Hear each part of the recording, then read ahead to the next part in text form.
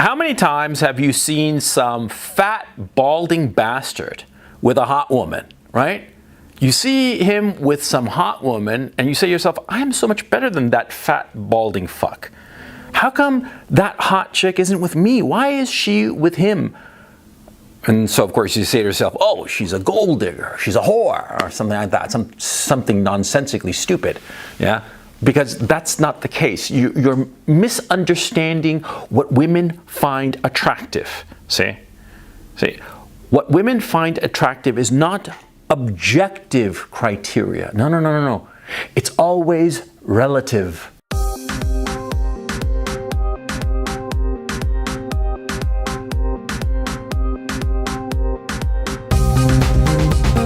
Or more accurately, it's always relative to what other people think, to what other people believe.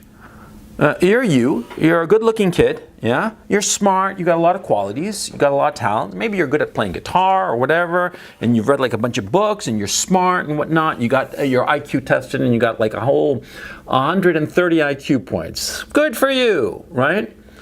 But see, if you're a no one socially, and that hot girl sees that fat, balding guy has, say, an Oscar for Best Director or something like that, right? Or he's like a big deal in the fashion industry. Or maybe he's not even in any kind of like sexy business. It could be that he's like a muckety-muck in the cement mixing business, right? But because of that, he's got a lot of people, and she's seen a lot of people go up to him and fawn over him.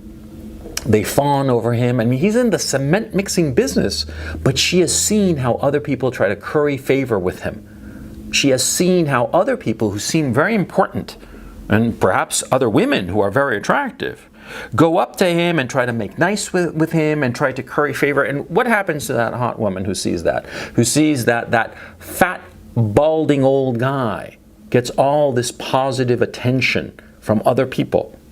What do you think happens to her? Easy. She automatically finds that fat, balding old guy incredibly attractive. Much more attractive than you. Of course, because women value men relative to what other people think. If other people that a hot girl wants to get in good with, you know, her social environment, if other people think that you're aces, that you're great, she's going to find you aces. She's going to think that you're great. But if the people around her don't know that you exist, and they look at you as if you're just some rando, right? She's going to look at you as if you were some rando.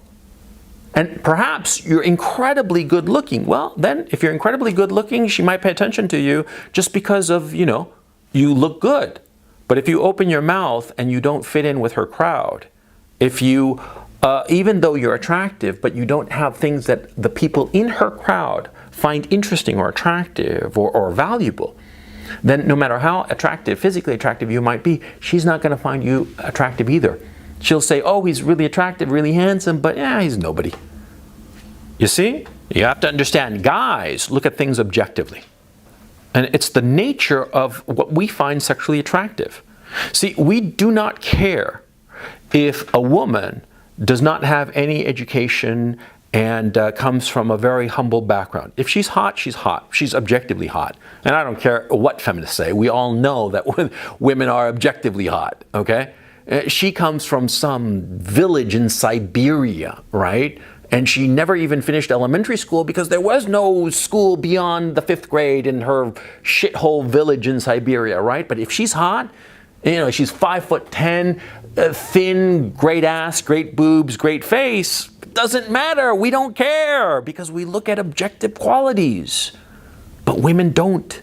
That's the thing. That's the secret. Women don't look at objective qualities in a man.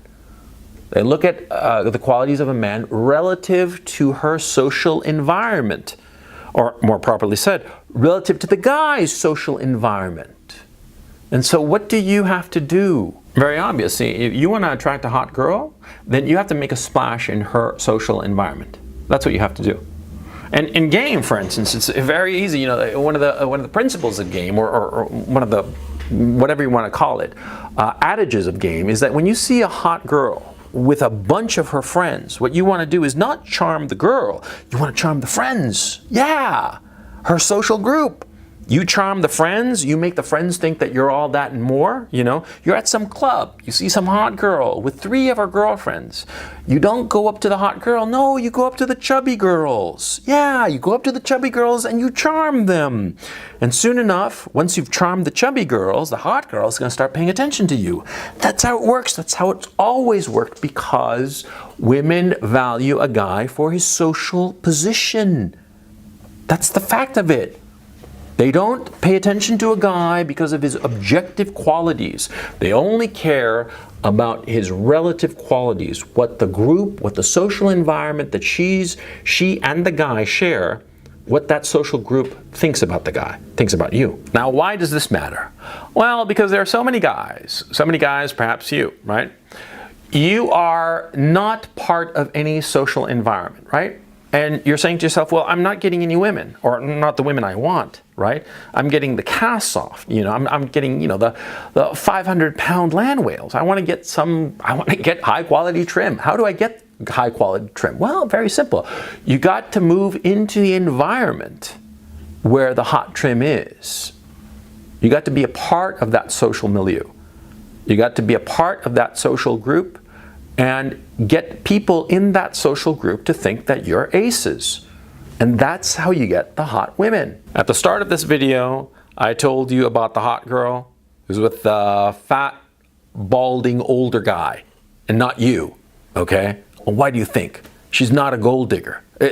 That's stupid men think that. Stupid men think that, and stupid men fall for that trap. And it's easy because it's a bit like the Aesop's fable of the sour grapes. You know the sour grape story? It's the fox that kept on jumping and trying to grab the grapes that were just hanging there. And after a while, he got tired and he couldn't reach the damn grapes. And he said, they're probably sour, right? Yeah. Guys who say, oh, look at her, she's with that fat, balding old guy, she must be a gold digger. Oh, then I don't want her because she's a gold digger. Sour grapes, that's what's going on. A failure to understand the situation, a failure of imagination.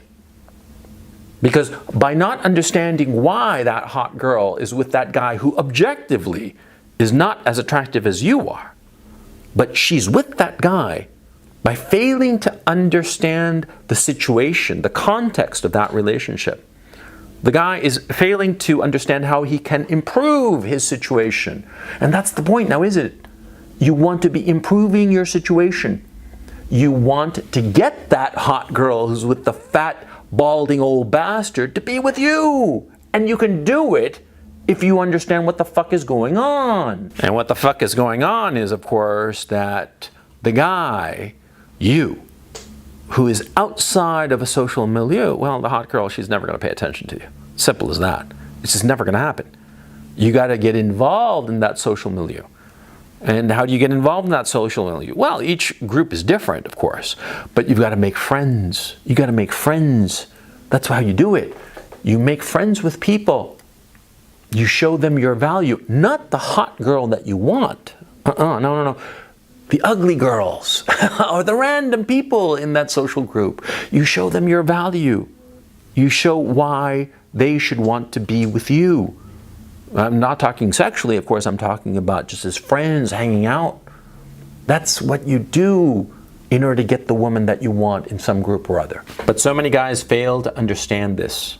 So many guys fall for the trap of sour grapes. And this never works. I mean, to me, it's so obvious. And perhaps it's because of a function of age. Because the fact of the matter is, I remember when I was young and I'd see some group and she was part of some clique or some group. And I could have accessed that group. I knew guys or other girls that I didn't find that hot or whatever, that if I'd made friends with them, if I'd cultivated them, I would have gotten in good with that group. And I would have had, access to that girl. And I could have gotten in good with this group, and that hot girl that I knew, she would have found me attractive. She would have wanted to be with me. But because I was stupid, because I failed to understand what women find attractive, I went about it the wrong way. I approached the girl directly. And since I didn't have any context for the girl, because I was not part of her social clique, she looked at me like, ew, get away from me. Yeah? Of course, she couldn't measure the value of me because I did have value. We all have value. But the thing is that value is only relative. It has to be contextualized. And that's the thing that so many guys fail to understand. That's what I failed to understand when I was young. The fact of the matter is, value in everything, in everything, is relative. It's relative to the context. Water is worth nothing practically, right? But if you're in a desert, it's worth a lot. Of course it is. Yeah, and you'll pay through the nose. You'll give your soul for a glass of water if you're stuck in the middle of the desert with no water. You see what I'm saying? It's all relative. You have to understand that. Your value as a man, especially to other women, okay? It's relative. It's not absolute. Guys think in absolute terms. Guys think in discrete terms. Discrete in the sense of taking something out of context and just examining it discreetly, just that little thing. We do that. Women don't. For them, it's always contextual. Always. I hope you have understood what I'm trying to say here. I mean, a lot of guys don't get it. A lot of guys, you know, they might watch this video once, maybe twice or 3 times, but they're still not going to get it. And I don't understand that. There are some men who just do not understand what women find attractive, and they don't even try to understand. They insist that women should be like men. We see a hot woman. We see a 5'10", 100-pound goddess, you know, from Siberia, right? Like I told you before. And we don't care about her accomplishments. We don't care about her education. We don't care about anything except for the fact that she is objectively hot. And we go for her. That's what we all do as guys, but there are some guys who automatically assume and are locked into this worldview that women should be the same.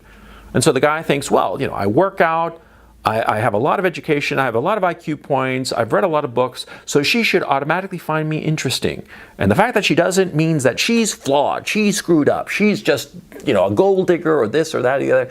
Jesus Christ, it's just so damn frustrating. Yeah, because you can't teach these guys anything. And if you're one of them and you're like, why are you upset with me, coach? Yeah, it's because you're so pig-headed. You have to expand your head. You have to understand that what you consider valuable is not what other people consider valuable. And what most men consider valuable is not what women consider valuable, because men and women are different. Men and women have radically different priorities. And these priorities come from evolution, come from the fact that women bear children and men do not. It comes from biological reality that will never change, okay?